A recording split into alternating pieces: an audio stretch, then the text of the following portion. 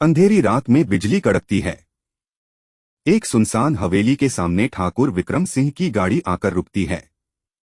उनके चेहरे पर एक गहरी साजिश की परछाई है। हवेली के अंदर एक पुरानी मेज पर कुछ कागजात फैले हैं।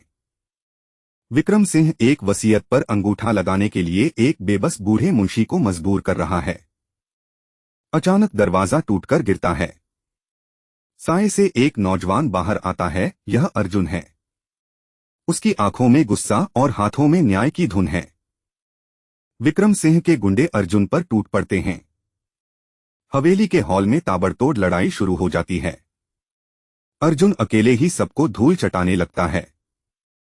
लड़ाई के बीच विक्रम सिंह मुंशी को लेकर पिछले दरवाजे से भागने में कामयाब हो जाता है। अर्जुन एक गुंडे को उठाकर फेंकता है, पर तब तक देर हो चुकी होती है। अगली सुबह गांव का बाजार। अर्जुन अपने टूटे हुए घर के बाहर खड़ा है। उसकी मां सुमित्रा उसकी चोटों पर हल्दी लगाते हुए रो पड़ती है। सुमित्रा अर्जुन को बताती है कि विक्रम सिंह ने सिर्फ उनकी जमीन नहीं बल्कि पूरे गांव की इज्जत और आजादी को बंधक बना रखा है। अर्जुन कसम खाता है कि वह विक्रम सिंह का साम्राज्य तबाह कर देगा। तभी वहां गांव का एक सीधा साधा लड़का भोला हांफते हुए आता है। भोला खबर देता है कि विक्रम सिंह की बेटी किरण शहर से पढ़कर वापस गांव लौट रही है और उसकी गाड़ी इसी रास्ते से गुजरने वाली है। गांव की धूल भरी सड़क। किरण की गाड़ी के सामने अचानक कुछ डाकू आ जाते हैं। ड्राइवर डरकर भाग जाता है और किरण गाड़ी में फंस जाती है। डाकू किरण को गाड़ी से खींचने की कोशिश करते हैं। तभी एक तेज रफ्तार मोटरसाइकिल पर अर्जुन एंट्री मारता है। धूल का गुबार उड़ता है। अर्जुन और डाकुओं के बीच घमासान एक्शन होता है। अर्जुन अपनी बेल्ट निकालकर डाकुओं को बेरहमी से पीटता है। किरण यह सब देखकर दंग रह जाती है। सारे डाकू भाग खड़े होते हैं। अर्जुन किरण की तरफ देखता है, दोनों की आंखें मिलती हैं। एक पल के लिए बैकग्राउंड में धीमा रोमांटिक म्यूजिक गूंजता है।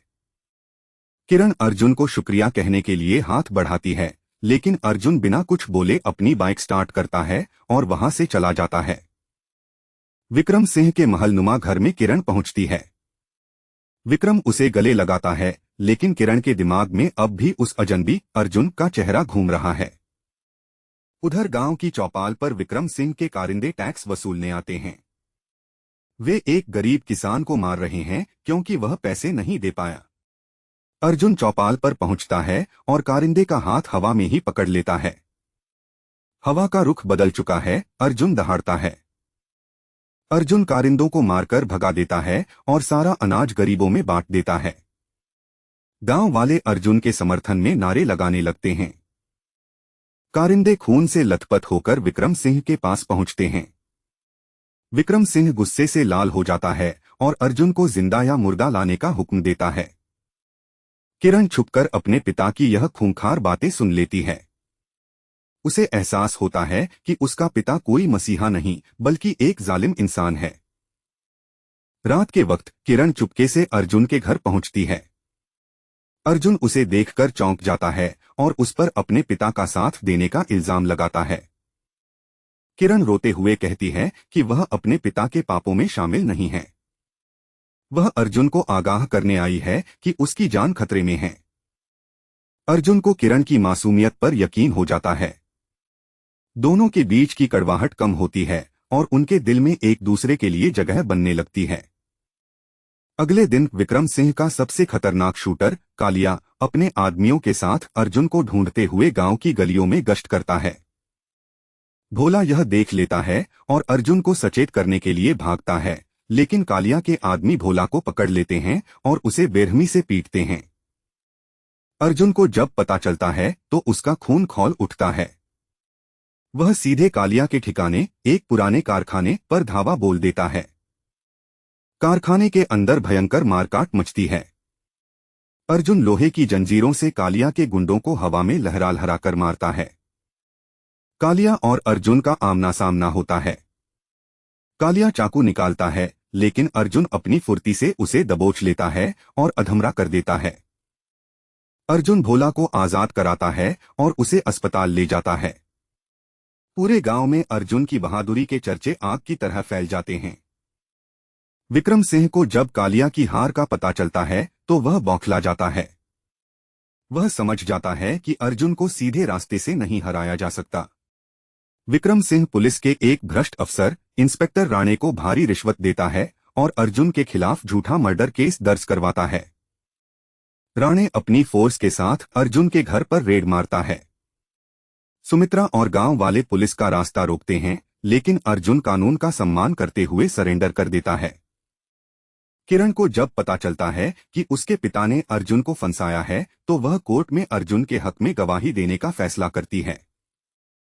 विक्रम सिंह को किरण के इरादों की भनक लग जाती है। वह अपने ही गुंडों से किरण को अपने ही घर के एक तहखाने में कैद करवा देता है। जेल की कोठरी में अर्जुन बंद है। रात के सन्नाटे में मुंशी, जो अब विक्रम से तंग आ चुका है, चुपके से अर्जुन से मिलने जेल की खिड़की पर आता है। मुंशी अर्जुन को बताता है कि असली वसीयत और विक्रम के सारे काले कारनामों के सबूत हवेली के गुप्त लॉकर में हैं और किरण खतरे में है। अर्जुन कोठरी की सलाखें अपने बाहुबल से मोड़ देता है और संतरी को बेहोश करके जेल से फरार हो जाता है। सायरन बजने लगते हैं। विक्रम सिंह अपनी अंतिम चाल चलता है। वह सुमित्रा, अर्जुन की मां, को अगवा कर लेता है ताकि अर्जुन खुद चलकर मौत के कुएं में आए। अर्जुन तूफान की तरह विक्रम सिंह के मुख्य गढ़ हवेली की तरफ बढ़ता है। बिजली कड़क रही है, मौसम भी जंग का ऐलान कर रहा है। हवेली के मुख्य आंगन में अर्जुन कदम रखता है। सामने विक्रम सिंह हाथ में बंदूक लिए सुमित्रा के सिर पर ताने खड़ा है। चारों तरफ गुंडे मुस्तैद हैं। विक्रम सिंह हंसता है और अर्जुन को घुटने टेकने को कहता है। अर्जुन अपनी मां की जान के लिए अपने हथियार जमीन पर डाल देता है। तभी तहखाने का दरवाजा तोड़कर भोला और गांव वाले, जिन्हें किरण ने आजाद कराया था, लाठी डंडों के साथ हवेली में घुस आते हैं। गांव वालों के आते ही बाजी पलट जाती है। अर्जुन अपनी मां को धक्का देकर सुरक्षित करता है और विक्रम सिंह पर झपट पड़ता है। क्लाइमेक्स की आखिरी जंग। अर्जुन विक्रम सिंह को उठा उठाकर पटकता है। उसके हर एक जुल्म का हिसाब घूंसे और लातों से चुकता करता है। विक्रम सिंह जमीन पर ढेर हो जाता है। पुलिस ईमानदार अफसर के साथ वहां पहुंचकर विक्रम को गिरफ्तार करती है। अर्जुन, सुमित्रा और किरण एक साथ खड़े होते हैं। गांव में आजादी का नया सूरज उगता है। यिनिंग गांव की मिट्टी में सदियों पुराना सन्नाटा और ठहराव पसरा हुआ था। ड्यूक ने अपनी जिंदगी के 16 लंबे साल इसी शांत और वीरान आबोहवा में काटे थे। लौटते हुए ड्यूक की नजर आसमान पर पड़ी, जहां ढलते सूरज की आखिरी लालिमा बिखर रही थी। मटमैले पीले क्षितिज के नीचे घरों से उठता हुआ धुआं हवा में तैर रहा था। मिट्टी की दीवारों वाले सूने घर में आकर ड्यूक ने बर्तन खंगाले। बचे हुए शाहबलूत के चावल और चोकर में रास्ते से चुनी जंगली सब्जियां मिलाकर उसने दलिया पकाया। कड़ाही में बचा खाना उसकी सुलगती भूख को शांत करने के लिए बेहद कम था। घर का कोना कोना खाली था और वह पेट की तड़प को दबाकर बैठने पर मजबूर हुआ। सूरज पूरी तरह ढलते ही रात का गाढ़ा स्याह अंधेरा गांव पर हावी हो गया। पूरे इलाके में रोशनी की एक मध्यम किरण भी कहीं दिखाई नहीं दे रही थी। ड्यूक के पास चर्बी से बनी आधी मोमबत्ती बची थी जो सालों से रखी थी। उसने उस कीमती मोमबत्ती को खर्च न करने का कड़ा फैसला किया। वह हाथ में पुरानी दरांती थामकर अंधेरे से घिरे सूने आंगन में जाकर खड़ा हुआ। अपने भीतर की बची खुची ताकत समेटकर उसने पूरी ताकत से दरांती चलाना शुरू किया। खाली पेट की वजह से उसका शरीर कांप रहा था और मांसपेशियां दर्द से टूट रही थीं। इसके बावजूद ड्यूक ने हार नहीं मानी और अपनी दरांती को हवा में भांजता रहा। उसके दिमाग में बस एक ही धुन सवार थी कि इस अनोखे मौके को गंवाना नहीं है। मेहनत और पसीने के दम पर ही वह इस बेरहम दुनिया में आगे बढ़ सकता था। तभी अचानक उसके अंतर्मन में एक चमकीली हरी रोशनी कौंधी और एक संदेश उभरा। दरांती का हुनर अगले स्तर पर पहुंच चुका था और उसकी शारीरिक ताकत बढ़ गई थी। ड्यूक के दिमाग में मौजूद हुनर के जादुई पेड़ पर एक अनोखा बदलाव हुआ। दरांती के हुनर की हरी पत्ती अब हल्के सफेद रंग के फूल में तब्दील हो चुकी थी। ड्यूक ने महसूस किया कि इस बार उसे खुले अंक नहीं बल्कि सीधे शारीरिक शक्ति मिली है। उसे समझ आया कि हर स्तर के बढ़ने पर मिलने वाला इनाम अलग होता है। इस जादुई बढ़त ने उसकी ताकत के स्तर को सीधे 5.4 पर पहुंचा दिया। अब उसकी शारीरिक क्षमता एक आम वयस्क पुरुष के मुकाबले कहीं ज्यादा हो चुकी थी। ताकत बढ़ते ही उसके बदन की नसें उभर आईं और छाती चौड़ी हो गई। उसका पुराना कमजोर और सूखा हुआ ढांचा अब एक मजबूत गठीले बदन में बदल चुका था। बदलाव सिर्फ बाहरी नहीं था, बल्कि दरांती से लड़ने का बरसों पुराना अनुभव उसके दिमाग में समा गया। उसने उन यादों को टटोला जो सीधे युद्ध के मैदान से जुड़ी थीं। तभी उसे लगा कि दरांती को हथियार की तरह इस्तेमाल करना थोड़ा अजीब और धीमा है। दुश्मनों से सीधे मुकाबले के लिए तलवारें कहीं ज्यादा असरदार और घातक साबित होती हैं। उसने अपने हुनर के अगले स्तर को देखा, जिसे पार करने के लिए 1800 अंक चाहिए थे। इतनी बड़ी संख्या को फौरन हासिल करना मुमकिन नहीं था। उसने घड़े के ठंडे पानी से अपना चेहरा और हाथ पैर धोकर खुद को साफ किया। थका हुआ शरीर लेकर वह बिस्तर की तरफ बढ़ा ताकि सुबह जल्दी उठ सके। सोते समय उसने अपनी दरांती को तकिए के ठीक बगल में सटाकर रख लिया। खतरा भांपते ही उसका हाथ सीधे हथियार की मूठ पर जा सकता था। बाहर की दुनिया बेहद खूंखार थी, जहां लुटेरों और डाकुओं के गिरोह घूम रहे थे। पिछले 2 सालों से मौसम की बेरुखी और सूखे ने हर तरफ तबाही मचा रखी थी। जेड प्रांत के गांवों में आए दिन हथियारों से लैस डाकू हमले कर रहे थे। बिस्तर पर लेटकर ड्यूक ने अपनी चेतना को पूरी तरह जगाए रखने की कोशिश की। दिन भर की भयानक थकान की वजह से जैसे ही उसका सिर तकिए से लगा, उसकी आंखें मूंद गईं। वह गहरी और बेखबर नींद की आगोश में समा गया। सुबह की पहली किरण फूटते ही पूरा यिनिंग गांव अचानक शोरगुल से जाग उठा। लोग खेतों की तरफ जाने के लिए अपनी कुल्हाड़ियां और औजार समेट रहे थे। गरीब ग्रामीणों के पास खुद की जमीन नहीं थी और वे लाचार थे। वे पास के जमींदारों के खेतों में मजदूरी करते या अस्तबलों में घोड़े चराते थे। ड्यूक भी अपनी दरांती संभालकर बूढ़े अंकल जॉन और उनके परिवार के साथ चल पड़ा। खेतों की संकरी पगडंडी पर उगी घास की ओस से उसके फटे कपड़े भीगने लगे। आज सुबह की शुरुआत अच्छी रही, क्योंकि उसे रास्ते में रसीली रसभरी की झाड़ी दिखी। उसने उन मीठे फलों को तोड़कर अपनी सुलगती भूख को शांत किया। अंकल जॉन ने ड्यूक के मजबूत होते जा रहे कंधों को बड़े चाव से थपथपाया। उन्होंने मुस्कुराते हुए कहा कि अब तुम्हें शहर की रक्षक सेना में भर्ती होना चाहिए। रक्षक सेना का नाम सुनते ही ड्यूक रसभरी चबाते हुए गहरे विचारों में खो गया। यिनिंग गांव के सबसे पास एंडलैंड कस्बा था, जो इलाके का सबसे बड़ा केंद्र था। वहां की सेना का काम आसपास के गांवों की सुरक्षा करना और कानून बनाए रखना था। आम गरीब लोगों के लिए यह नौकरी बहुत बड़ी और इज्जतदार मानी जाती थी। वह पूरा इलाका अर्लहार्डी के अधीन आता था और सेना में जाना सम्मान की बात थी। इस नौकरी से हर महीने पूरे 10 चांदी के सिक्के वेतन के रूप में मिलते थे। इसके मुकाबले ड्यूक और उसके साथियों को 5 दिन गेहूं काटने के बाद सिर्फ 20 तांबे के सिक्के मिले थे। आज गेहूं की कटाई का आखिरी दिन था और थोड़ा ही काम बाकी था। सूरज की तपिश बढ़ने से पहले ही सबने ठंडी हवा के बीच काम शुरू कर दिया। ताकत बढ़ने के कारण ड्यूक के लिए गेहूं काटना अब बच्चों का खेल बन चुका था। दरांती अब उसके हाथ की उंगलियों की तरह सहजता से काम कर रही थी। उसने जरा सी ताकत लगाई और एक ही झटके में गेहूं का बड़ा हिस्सा साफ कर दिया। जब तक अंकल जॉन ने आधी कतार काटी, ड्यूक पूरी कतार साफ कर चुका था। दोपहर के बाद 1 घंटा और मेहनत करके उन्होंने पूरा खेत खाली कर दिया। ड्यूक ने अपने हुनर के अंकों को देखा, जो अभी भी काफी दूर थे। उसने फैसला किया कि घर लौटकर वह दोबारा आंगन में अभ्यास शुरू करेगा। कटाई खत्म होने के बाद सब मिलकर गेहूं की बोरियों को गाड़ियों पर लादने लगे। तभी रेशमी कपड़े पहने एक रोबीला शख्स खेत की मेड़ पर आकर खड़ा हो गया। वह अर्लहार्डी का खास मुनीम मैथ्यू था, जो मजदूरों को कड़ी हिदायत दे रहा था। सारा अनाज लद जाने के बाद मैथ्यू ने शाही लहजे में ऊंची आवाज लगाई। मैथ्यू ने कहा कि सब कतार में लगकर अपनी मजदूरी लो और भूसे का एक गट्ठर इनाम में पाओ।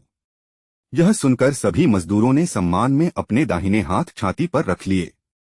ड्यूक ने सोचा कि इस नए भूसे से उसका सोने का तख्ता थोड़ा नरम हो जाएगा। अब तक वह कठोर लकड़ी पर सोता था, जिससे उसकी पीठ अकड़ जाती थी। अपने 20 तांबे के सिक्के लेकर ड्यूक सीधे गांव की तरफ नहीं मुड़ा। घर में अनाज का एक दाना नहीं था, इसलिए वह शाहबलूत के चावल खरीदने कस्बा जाना चाहता था। अंकल जॉन ने उसे टोकते हुए कहा कि वहां जाकर कप्तान वुड से सेना भर्ती की बात कर लेना। कप्तान वुड एक ईमानदार और नेक इंसान थे जो गरीबों की मदद के लिए जाने जाते थे। ड्यूक ने हामी भरी क्योंकि सेना में जाने से उसे नए घातक हथियारों को चलाने का मौका मिलता। दरांती का हुनर अब अपनी आखिरी सीमा के करीब पहुंच रहा था। तभी रास्ते में कद्दू से भरी गाड़ी लिए अंकल लियन वहां से गुजरे। कस्बा काफी दूर था, इसलिए उन्होंने ड्यूक को अपनी गधा गाड़ी पर बैठने का न्योता दिया। ड्यूक ने अपनी दरांती को कमर से बांधा और कद्दू के बीच थोड़ी सी जगह ढूंढ ली। वह गाड़ी के संकरे तख्ते पर दोनों हाथों से किनारे पकड़कर बैठ गया। अंकल लियन ने अपना पुराना हैट ठीक किया और मुंह में दबा पाइप सुलगने लगा। उन्होंने हवा में चाबुक लहराया और गधा गाड़ी कस्बे की धूल भरी राह पर बढ़ चली। टूटी फूटी सड़क पर लकड़ी की बैलगाड़ी हिचकोले खा रही थी। ड्यूक के पूरे बदन में दर्दनाक झटके महसूस हो रहे थे। सामने एंडलैंड शहर का पुराना और जर्जर मुख्य दरवाजा दिखाई दिया। चारों तरफ धूल का धुंधला गुबार हवा में तैर रहा था। बूढ़े लियन कद्दू बेचने के लिए बाजार की तरफ मुड़ गए। ड्यूक ने मुस्कुराते हुए उन्हें हाथ हिलाकर अलविदा कहा। हवा में सूखी घास और पसीने की तीखी गंध तैर रही थी। ड्यूक पुरानी यादों के सहारे मिलिशिया ट्रेनिंग ग्राउंड की तरफ बढ़ा। उत्तरी छोर के खाली मैदान में एक पुराना बोर्ड लटका हुआ था। लकड़ी के उस तख्ते पर भर्ती की सख्त शर्तें लिखी थीं। उम्र 30 से कम और शरीर मजबूत होना अनिवार्य है। ड्यूक ने उन काले अक्षरों को बहुत ध्यान से पढ़ा। कैप्टन वुड मैदान के बीचों बीच भारी कदम रखता हुआ आया। उसकी घनी और बेतरतीब दाढ़ी उसके चेहरे को खूंखार बना रही थी। वुड ने बाज जैसी तेज नजरों से ड्यूक को ऊपर नीचे देखा। उसने अपनी भारी हथेलियों से ड्यूक के कंधे और पैर थपथपाए। तुम्हारा शरीर मजबूत है, कल सुबह से ट्रेनिंग पर आ जाना। वुड की भारी आवाज मैदान के सन्नाटे को चीरती हुई गूंजी। सिर्फ 2 मिनट में ड्यूक रिजर्व टीम का हिस्सा बन गया। उसने राहत की सांस ली और अनाज की दुकान की तरफ बढ़ा। चेस्टनट चावल 4 तांबे के सिक्के प्रति पाउंड है। दुकानदार की बात सुनकर ड्यूक के माथे पर बल पड़ गए। अनाज के दाम अचानक 1 सिक्का बढ़ चुके थे। ड्यूक ने जेब में बचे सिर्फ 20 सिक्के टटोले। पूरे जेड प्रांत में भुखमरी के कारण दाम बढ़ रहे हैं। दुकानदार ने असहाय होकर आसमान की तरफ देखते हुए कहा। ड्यूक ने भारी मन से 5 पाउंड चावल की पोटली खरीदी। बढ़ती महंगाई ने उसके दिमाग में गहरी चिंता पैदा कर दी। तभी कशाई की दुकान पर एक बड़ा जंगली सुअर टंगा दिखा। उसकी मोटी चमड़ी से लाल और ताजा खून टपक रहा था। चमकती हुई चर्बी को देखकर ड्यूक के मुंह में पानी आ गया। मगर उस जंगल पर सिर्फ अर्ल हार्डी का मालिकाना हक था। पैसे न होने के कारण ड्यूक ने अपनी नजरें फेर लीं। वह चावल की पोटली थामे तेजी से गांव की तरफ चल पड़ा। रात के अंधेरे में पूरा गांव गहरी नींद में सो चुका था। ड्यूक अपने सुनसान आंगन में अकेला दरांती चला रहा था। हवा को चीरती हुई लोहे की दरांती चमचमा रही थी। वह कल की ट्रेनिंग से पहले खुद को मजबूत करना चाहता था। अचानक उसके दिमाग में नीली जादुई रोशनी का पेड़ चमका। शरीर के भीतर एक बेहद गर्म और शक्तिशाली लहर दौड़ गई। दरांती का हुनर अब चौथे स्तर पर पहुंच चुका था। ताकत और फुर्ती के आंकड़े तेजी से ऊपर बढ़ गए थे। ड्यूक के पुराने सूती कपड़े अब उसे छोटे और तंग होने लगे। उसका कद पहले से थोड़ा लंबा और चौड़ा हो चुका था। जादुई पेड़ पर एक छोटा हरा फल उग आया था। वह फल सोयाबीन के दाने जितना छोटा और रहस्यमयी था। अगली सुबह ट्रेनिंग ग्राउंड में दर्जनों नवयुवक जमा थे। वे सब अमीर और रसूखदार परिवारों के लड़के लग रहे थे। सुनहरे बालों वाले लेविन ने ड्यूक के छोटे कपड़े देखे। देखो इस भिखारी को, यह हमारे साथ तलवारबाजी सीखेगा। लेविन की बात सुनते ही पूरा मैदान ठहाकों से गूंज उठा। ड्यूक शांत रहा, पर उसकी मुट्ठियां धीरे धीरे भींचने लगीं। कैप्टन वुड लोहे का भारी कवच पहनकर बाहर आया। उसने जमीन पर अपनी चमचमाती असली तलवार गाड़ दी। आज हमारी पहली क्लास बुनियादी तलवारबाजी की होने वाली है। वुड ने चिल्लाकर हवा में तलवार घुमाते हुए पैंतरा दिखाया।